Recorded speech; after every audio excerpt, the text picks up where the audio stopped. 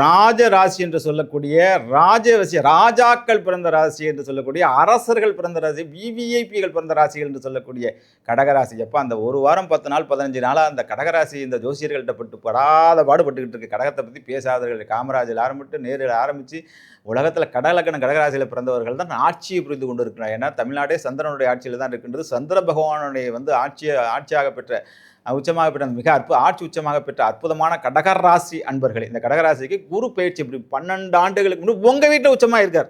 குரு உச்சமாகுது. எவ்வளோ இடங்கள் இருந்தாலும் உங்கள் இடத்துல தாயோட சேர்ந்த மாதிரி தாயும் பிள்ளையும் சேர்ந்துருங்கன்னு சந்திரனுடைய ஆட்சி பெற்ற மிக அற்புதமான உங்களுடைய வீட்டில் தான் அவர் உச்சம் பெறுகின்றார். அந்த மாதிரி ஒரு உச்சம் அற்புதமான பலன்களை இந்த உலக மக்களுக்கெல்லாம் மாறி வழங்கக்கூடிய அந்த குரு பகவான் உங்களுக்கு என்ன செய்வோம்? ஜென்மத்தில் குரு வந்துட்டாரே, ஜென்மத்துக்கு வந்தால் வனவாசம்னு பழமொழி சொல்லும். அப்படியெல்லாம் உள்ளவர்களுடைய மன்னவன் பொன்னவன் உங்கள் வீட்டில் உச்சம் பெற்றாலும் அவன் பார்க்கக்கூடிய பார்வைகள் 5, 7, 9 எப்படியாப்பட்ட பார்வை. ஒரு இடத்துல பார்த்தீங்கன்னா 5 பூர்வபுண்ணிய ஸ்தானம், 7 கலஸ்திரி ஸ்தானம், பார்ட்னர்ஷிப் ஸ்தானம், அதுக்கப்புறம் 9ஆம் இடம் பாக்கியஸ்தானம். இந்த இடங்களே எங்கள் பாக்கியஸ்தானத்தில் ஒரு குரு நண்பர்களே. சனி பாக்கியஸ்தானத்தில் ஏற்கனவே 9ஆம் இடத்துல சனி உட்காந்துருக்கு. அதாவது குரு ஒரு வருஷம் 1.5 வருஷம் தான் இருந்தோம்னா 2.5 வருஷம்.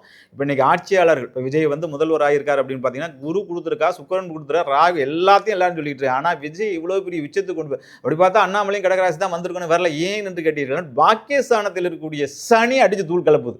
அந்த சனியை குரு பார்க்க போகுது. எவ்வளோ பெரிய பொக்கிஷம், எப்பப்பா எப்படியாப்பட்ட ஆனந்தம், அப்படியாப்பட்ட ஆனந்தம் 5, 7, 9 பார்க்கக்கூடியது.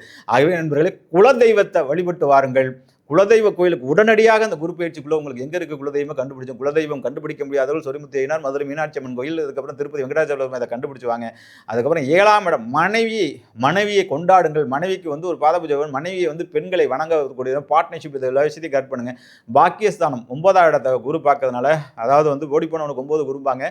ஆனால் அந்த பழமொழியை விட பார்க்குது குரு 9ஆம் இடத்தை பார்க்குது. சனி அங்கே இருக்குது. அதாவது திடீர்னு பார்த்தீங்கன்னா நிறைய பார்த்தீங்கன்னா பாருங்க எவ்வளோ சர்ச்சைகள், எவ்வளோ விஷயங்கள் திடீர்னு உட்காந்து அவர் முதல்வராகனு அவருக்கு நினைச்சு பார்த்துருக்க மாட்டார். ஒரு ஒப்புக்கு பேசிட்டு போறோம், நாமளே மாட்டோம் அப்படிங்கிற மாதிரி கொண்டாந்து கோபுரத்தில் உட்கார வச்சுட்டு போயிடுச்சு. அப்படியாப்பட்ட சூழ்நிலை தான் கடகராசி நண்பர்கள். அரசியல் இருந்தால் வெற்றி கண்டிப்பாக நிச்சயம் என்பதற்கு உதாரணம்.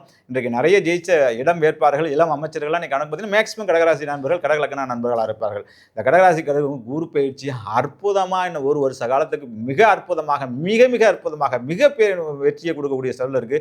கண்டிப்பாக அரசியல் அமைச்சராகக்கூடியது, கல்யாணம் நடக்கும், நல்லா திடீர் அதிர்ஷ்ட நடக்கும், பூர்வபுண்ணிய சொத்துக்கள் சேரும், பேப்பர் போட்டுட்டு வேற இடத்துக்கு மாறலாம், கண்டிப்பாக இடம் மாறுவீர்கள். வெளிநாட்டு பயணங்கள், வெளிநாட்டு விசா, அமெரிக்கா, யூரோப் போன்ற கண்ட்ரிகளுக்கு விசா வரணும்னு காத்துட்டு விசா வரும். பாஸ்போர்ட்டில் இருக்கக்கூடிய பிரச்சனைகள் வரும். ஏன்னு கேட்டீங்கன்னா